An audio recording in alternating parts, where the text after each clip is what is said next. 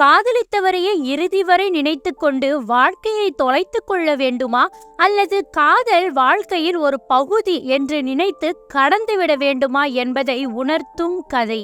வியாழக்கிழமை விசு வீட்டுக்கு வர சொல்லியிருந்தான். விசுவோட பாட்டி கிளம்புவதற்கு ரெடியா சின்னதா ஒரு பேக் வச்சிட்டு இருந்தாங்க. நான் ஆட்டோ பிடித்து பாட்டியையும் கூட்டிக் கொண்டு மதுரை செல்வதற்காக ரயில் நிலையம் வந்தேன். பகல் நேர பிரயாணம்ல, அதனால படிப்பதற்கு சில வார பத்திரிகைகளையும் வாங்கிக்கிட்டேன். ஆனால் போகும் வழியில் பாட்டி என்னுடன் பேசிக்கொண்டே வந்ததால் பத்திரிகை படிக்கவே இல்லை. அதை விட பாட்டி சொல்லி கொண்டு வந்த விஷயங்கள் ரொம்பவே சுவாரஸ்யமா இருந்துச்சு. பாட்டி பிறந்து வளர்ந்தது எல்லாமே மதுரை தானா. அன்னக்குழி மண்டபம் என்ற பள்ளியில தான் படிச்சாங்களாம். வீடு கோயில் அருகே இருந்ததால லீவு நாட்களில் கோயிலிலும் சற்று தள்ளி இருந்த காலி இடங்களிலும் தான் விளையாடுவாங்களாம். தனக்கு வயதாகி வருவதாலும் கடைசியா ஒரு முறை எல்லாவற்றையும் பார்க்க ஆசையா இருப்பதாக சொன்னாங்க. தன்னை பற்றியே சொல்லி கொண்டு வந்த பாட்டி சட்டென்று நிறுத்தி என்னை பார்த்து, ஆமா, நீ ஏன் இன்னும் கல்யாணம் பண்ணிக்காம இருக்க என்று கேட்டாள். எதை சொல்வது, எப்படி சொல்வது? நான் காதலித்த பெண் நிர்பந்தத்தால் வேறு ஒருவருக்கு மனைவி ஆனதையும், அவள் நினைவு என் நெஞ்சிலே இருப்பதால் வேறு யாரையுமே திருமணம் செய்ய முடியாமல் இருப்பதையும் எப்படி பாட்டிக்கு சொல்லி புரிய வைப்பேன்? சரி சரி, விருப்பம் இல்லாட்டி சொல்ல வேண்டாம். நான் பதில் எதுவும் சொல்லாமல் லேசாக சிரித்தேன். அதன் பின் பேச்சுவார்த்தையை தவிர்க்க நான் ஒரு பத்திரிகையை எடுத்து படிக்க ஆரம்பித்தேன். பாட்டி ஜன்னல் வழியாக வேடிக்கை பார்த்தபடியே வந்தாள். காற்று நன்கு வீசியது. பாட்டி அதை அனுபவிப்பது போலவே கண்களை மூடிக்கொண்டாள். தூங்குகிறாளா அல்லது பழைய நினைவுகளில் மூழ்கி உள்ளாரா என்றே தெரியவே இல்லை. மதுரைக்கு வந்தோம்.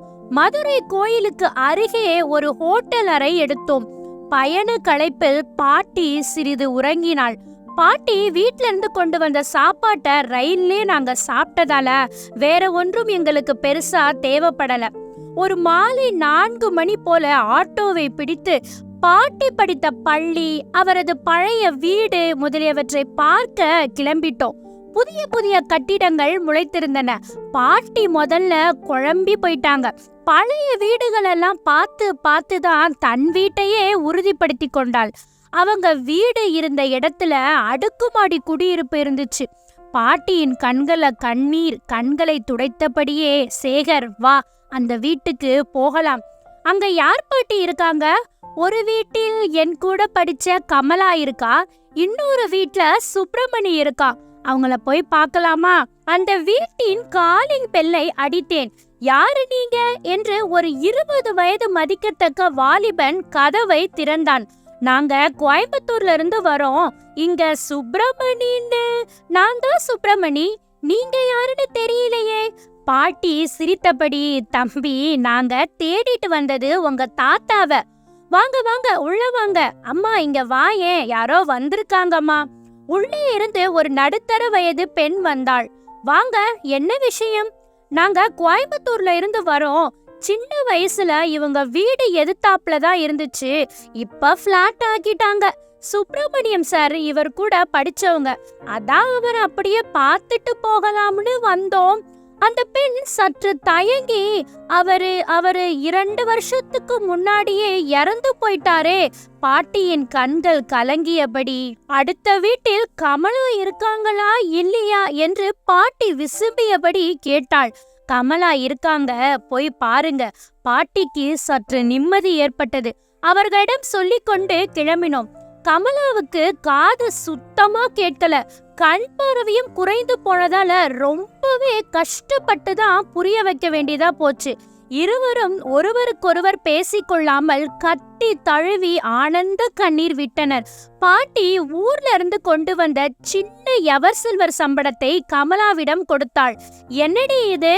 உனக்கு பிடிக்குமேனு ரவா லட்டு செஞ்சு கொண்டு வந்தேன். என்னது ரவா லட்டு என்று பாட்டி சொல்ல கமலாக்கு புரியவே இல்லை.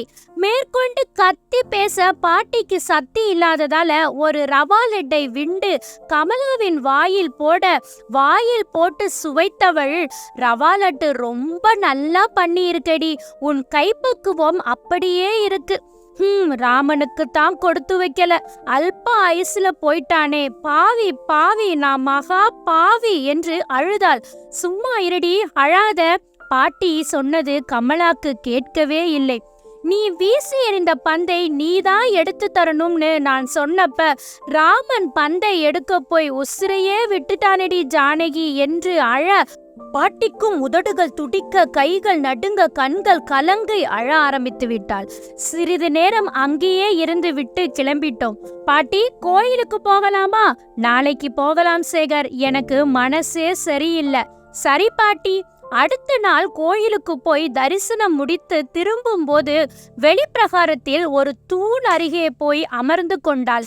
என்ன பாட்டி இங்க உட்கார்ந்துட்டு இருக்கீங்க? கால் வலிக்குதா?